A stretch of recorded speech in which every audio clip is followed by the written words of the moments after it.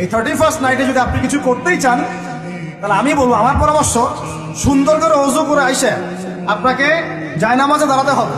দাঁড়ায় 2 রাকাত নামাজ পড়ে চিন্তা করবেন, আল্লাহ 1 বছর যে চলে গেল, আমি এই গত বছরে কি করলাম, দিনের জন্য কি করলাম, দুনিয়ার জন্য কি করলাম, পরিবারের জন্য কি করলাম, কতটুকু জ্ঞান অর্জন করলাম, কয়টা কোরআনের আয়াত শিখেছি 1 বছরে, কয়টা হাদিস শিখলাম, কয় ওয়াক্ত নামাজ ঠিক মতো পড়লাম, রমজানের সওম রেখেছিলাম কিনা, দান সদকা করেছিলাম কিনা, সৎ কাজে আদেশ করেছিলাম কিনা, অসৎ কাজে নিষেধ করেছিলাম কিনা, এই ফিকির করতে পারেন আপনি বসে বসে।